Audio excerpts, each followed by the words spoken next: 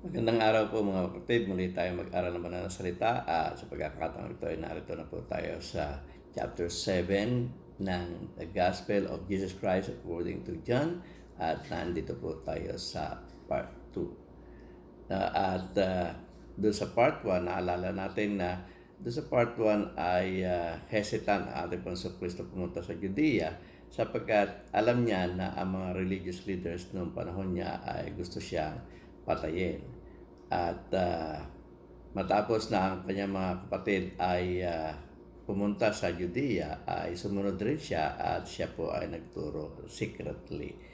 Sa pagkakataong ito ay halfway na po ng celebration ng festival at ganito po ang ating mababasa sa banal na kasulatan. Ang sabi po doon sa John chapter 7 verse 14 ay ganito, "Not until halfway through the festival did Jesus go up to the temple courts and begin to teach." Doon lang po siya, first time niyang pumunta doon sa temple courts at nagsimula po siyang magturo. At ito po yung reaction ng mga Hudyo nang siya ay mapakinggang magturo doon po sa temple court. Ganito po ang ating mababasa sa verse 15. "The Jews there were amazed and asked, 'How this man gets such learning without having been taught?'" So nagtataka po sila ang mga Hudyo sa mga pagtuturo ng ating Panginoong Kristo sapagkat alam nila, no, sapagkat ito ay kanilang kababayan, alam nila na ang ating Panginoong Kristo bilang historical man, nasaksihan nila yung kanyang buhay na hindi naman po ito nakapag-aral doon sa eskwelahan, nakapag-aral sa sinagoga. Hindi siya nagkaroon ng formal study. Yung pong without having been taught. Diba? Nagtatanong sila how did this man get such learning without having been taught? Yung pong having been taught na sinasabi po nila yan. Sa Greek po yan ay oden mematekos. Na mula po doon sa matetes. Kung mapapansin po natin yung mematekos, mula po doon sa matetes, ang ibig sabihin po ay learner. Yun po yung word na ginagamit po sa pagiging disciple.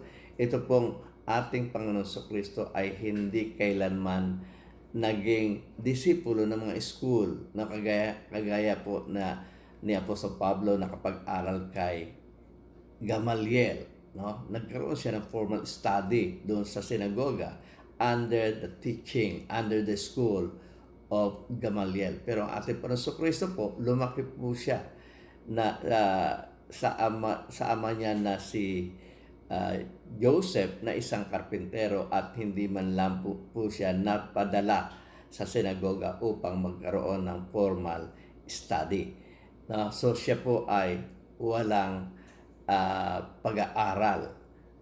Hindi po siya nakapag-aral sa sinagoga. Kaya ang tanong ng mga Hudyo, saan kumuha ng kaalaman ang taong ito na hindi naman po siya naturuan? Yun ang tanong ng mga Hudyo. Kung natatandaan po ninyo, ang ating Panginoon Kristo, 12 years old pa lamang, ay nawala po siya doon sa Jerusalem nung ang kanyang mga pamilya, 10 ng kanilang mga angkan mula sa Galilea ay sumugod, pumunta po doon sa Jerusalem upang makipagpista. At nung kanilang pauwi ay nawala si Jesus, hindi pala nila kasama. Nakarating na po sila ng Galilea, hindi po nila nakasama. So, ang kanyang mga magulang ay nagpasya na siya po ay balikan doon po sa Judea. At sa ikatlong araw ng kanilang paghahanap ay natagpuan si Jesus, napapaligiran po ng mga teachers doon po sa templo. At ganito po ating mababasa dito po sa Luke chapter 2 verse 46 to 47 at NIV rin po ang ating babasahin. Ang sabi po ng banal na kasulatan ay ganito, "After 3 days, they found him in the temple courts, sitting among the teachers, listening to them and asking them questions. Everyone who heard him was amazed at his understanding and his answer. So makikita natin ang ating Panginoon Jesucristo doon sa temple court. Pinaliligiran po siya ng kanyang mga teachers, no? At siya po ay nagtatanong at siya rin po ay tinatanong at namangha ang mga ito doon sa kanyang understanding, doon sa kanyang kaalaman at sa kanyang mga kasagutan. At kung titignan po natin ito pong picture na nasa ating harapan, no? Pinakikita ng picture na siya po ay at tila baga siya na po yung nagli-lead doon po sa studies na ginagawa nila sa templo. Na ito pong picture na ito ay illustration lamang, pinakikita lamang po dito yung para magkaroon po tayo ng visual na kaalaman tungkol dito po sa ginawa ng ating Panginoon Jesucristo habang siya po ay 12 years old pa lamang at ipinakita niya na yung kanyang katalinuhan. Ipinakita na ng ating Panginoon Jesucristo bagaman siya ay walang formal studies ang kanyang kaalaman tungkol sa banal na kasulatan. At nang siya ay lumaki, at syempre nasaksihan siya bilang historical man at talagang hindi naman siya talaga nakapag-aral, ay isang tagpo sa kanyang kasaysayan nang siya ay bumalik na doon sa kanyang hometown. Na alam naman po natin kung saan yung kanyang hometown, doon po sa Galilee, ay pumunta po siya sa sinagoga at doon po ay nagturo siya. At sa kanyang pagtuturo ay namangha yung mga nakarinig sa kanya at dun sa kanyang mga ginagawang miracles. Ganito po ang ating mabasa dito sa Matthew chapter 13 verse 54 to 56. At NIV na rin po ang ating babasahin. 54, coming to his hometown, he began teaching the people in their synagogue, and they were amazed. Where did this man get this wisdom and these miraculous powers? They asked. Aren't all his teachers sisters with us? Where then this man get all these things? So, sabi nila, di ba ito yung anak ng karpintero, ito yung anak ni Maria, at kilala natin yung kanyang mga kapatid, na lalaki at yung kanyang kapatid na babae nasa atin. Saan kinuha ng taong ito ang kanyang kaalaman tungkol sa mga bagay na ito? So, sila ay namangha, mula pa 12 years old ng ating Panginoon Jesucristo ay namamangha sila doon sa katalinuhan ng ating Panginoon Jesucristo. At sumagot ang ating Panginoon Jesucristo at sinagot yung kanilang katanungan kung saan niya nakuha ang kanyang aral.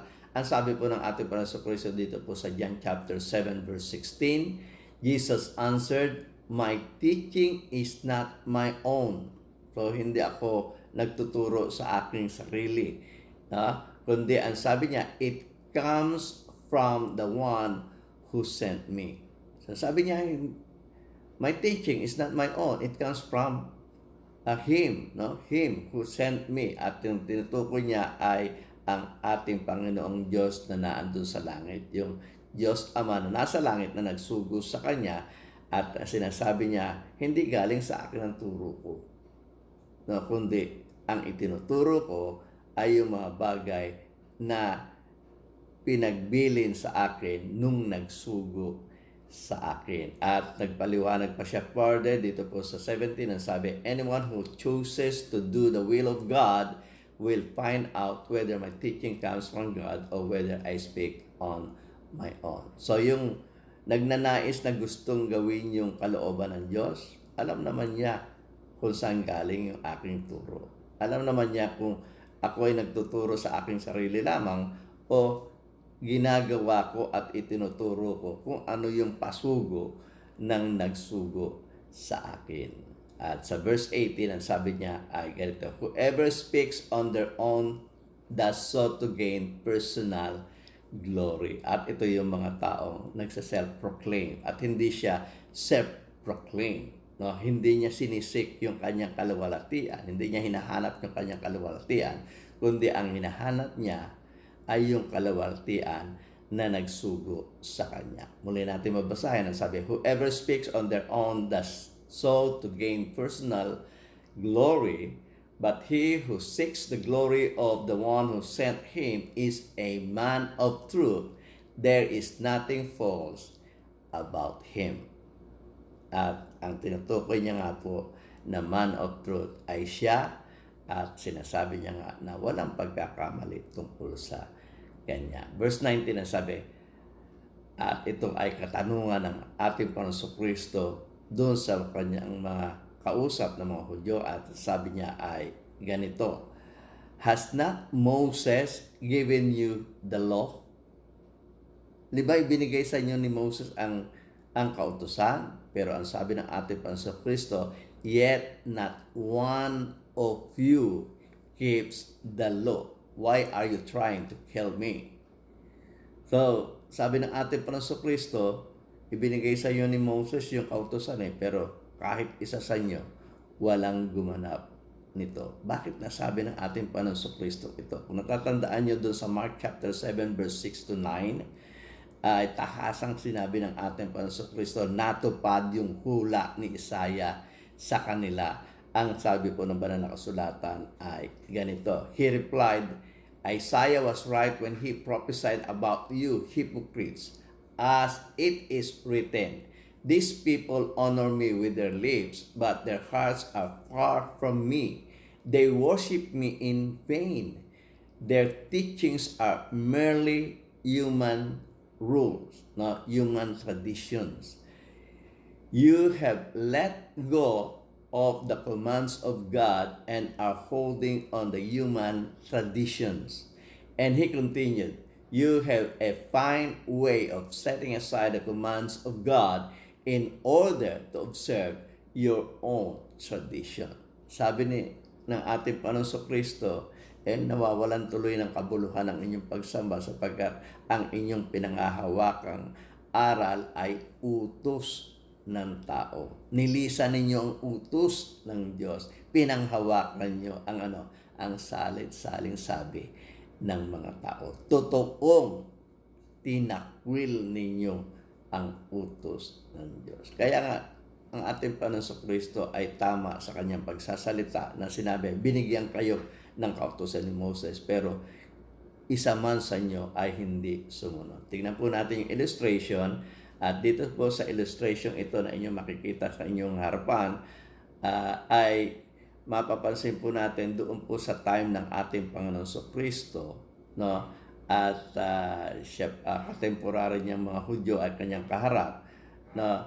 Ay ipinakikita rito na yung mga katuruan na tinanggap ng mga Hudyo ay galing po doon sa 400 years of silence. Dito po nagsulputan yung mga Pariseo, mga Sadduceo, Herodians, SNS at iba pang mga pangkating pangreliyon nung panahon ng ating Panginoon Kristo. At dito, dahil nga po ito ay 400 years of silence, wala pong propetang sinugo ang Diyos dito, at kundi nakabase lang yung kanilang pagtuturo doon sa mga naiwang kasulatan ng mga propeta. So, sariling interpretasyon. At doon sa kanilang sariling interpretasyon, nakabuo po sila ng sarili nilang doktrina.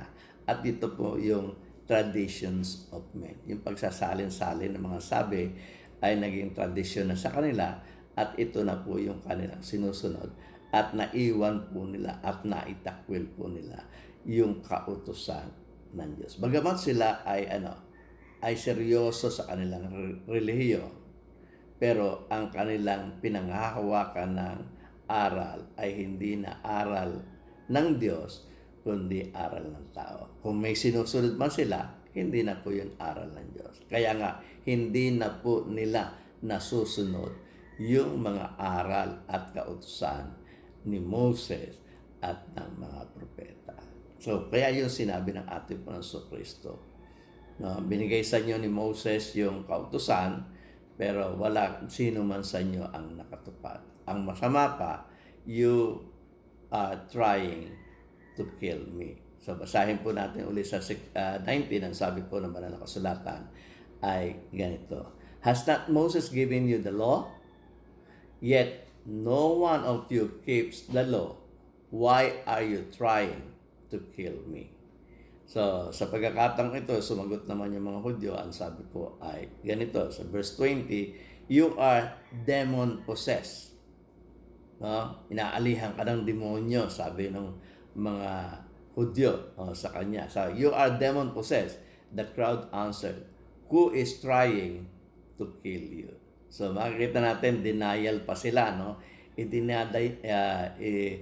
Pinasisinungalingan pa nila yung sinasabi ng ating Panginoon Kristo na gusto siyang patayin. Kung tatandaan nyo doon sa chapter 5 ng John, nung pinagaling niya yung isang mama, ay sinimulan na nila yung persecution sa ating Panginoon Kristo at sinimulan na natangkain siyang patayin. Muli nating basahin, ang sabi po doon sa John chapter 5 verse 16 to 18 ay ganito. So because Jesus was doing these things on Sabbath, yung kanyang pagpapagaling sa araw ng Sabbath, the Jewish leaders began to persecute him. O visible yan. No, actual na ginagawa nila sa ating Panginoon Kristo na na pini-persecute ang ating Panginoon Kristo. Sa verse 17 ang sabi ay ganito, in his defense, Jesus said to them, my Father is always at his work to this very day, and I too am working. Verse 18 ang sabi, for this reason, they tried all the more to kill him. Kita po niyan, sa chapter 5 pa lang, ay sinikap na ng mga Hudyong ito na siya ay patayin. For this reason, they tried all the more to kill him. Not only was he breaking the Sabbath, but he was even calling God his own Father, making himself equal with God. So, napaliwanag na po natin ito ng mga nakaraan na hindi naman talaga niya kinukonsider na equal siya sa kanyang Father nung siya ay naging tao. At yan ay matutuhayan po natin doon sa John chapter 5, part 1. Kung balikan po natin John chapter 5, part 1, ay masasaksihan po natin yung pagpapaliwanag tungkol dito. So, sa verse 21, sabi ng banal na kasulatan ay ganito, Jesus said to them, John chapter 7 verse 21 ang aking binabasa, sabi, Jesus said to them, I did one miracle and you are all amazed. Yet because Moses gave you circumcisions, though actually it did not come from Moses but from the patriarchs, you circumcise a boy on the Sabbath. Now, if a boy can be circumcised on the Sabbath, ibig sabihin, now, na pwede naman pala kayo magtrabaho sa Sabbath so that the law of Moses may not be broken, why are you angry with me for healing a man's whole body on the Sabbath? Sabi niya, pag kayo nagtrabaho sa araw ng Sabbath, pwede. But kapag ako ang nagtrabaho sa araw ng Sabbath bilang pagpapagaling sa mga may sakit, hindi pwede. Sino ngayon ang sumusunod sa atin sa kautusan ni Moses? Yung tanong ng ating Panginoon Kristo. Na sa kanila, pwede. Sa ating Panginoon Kristo, hindi pwede. Yan nga po yung tinatawag. Kaya nga tinawag sila ng ating Panginoon Kristo, hipokrito. Hypocrites. Double standard. At yun nga yung kanilang kamalian. Sapagkat hindi na po talaga sila sumusunod sa kautusan ni Moses, ang sinusunod na lang po nila yung kanilang tradisyon. Kaya nga, nag-iwan ng ating Panginoon Kristo ng isang salita sa kanila at dito po magwawakas yung ating pong pag-aaral. Ang sabi niya sa 24, stop judging by mere appearances, but instead, judge correctly. Sana po sa maikling panahon ng ating pag-aaral ay muli tayong natuto at muling napalakas yung ating pananampalataya at muli ko kayong napakain ng spiritual na pagkain para po sa inyong inner man, sa inyong kaluluwa at para ito ay lumago. Sana po kung nagustuhan po ninyo ang video ito na ating pong tinalakay sa inyo. Sana po ay mag-subscribe kayo at i-ring nyo na rin po yung bell. At kung nagustuhan po ninyo, sana po ito ay i-like ninyo at i-share nyo na rin po ito sa inyong mga kaibigan upang sila man ay makakinig ng ganitong mga aral. At kung meron po kayong komento, sana po ay mag-comment kayo doon po sa comment section na nasa baba. Muli, ako po si Nehemio Sayuhay at taos puso po ako nagpapasalamat sa inyo. At sana po patuloy tayo magsama-sama sa aralin ito. At sana po ay lagi tayo magkita-kita sa channel ko. At sana po ay huwag po ninyong kalilimutan itong mga video ito sa inyong harapan. At kung gusto niyo pong mag-subscribe, ipindutin niyo rin po, i-press niyo rin po itong bilog na nasa gitna po ng screen. Muli, maraming salamat po sa inyo.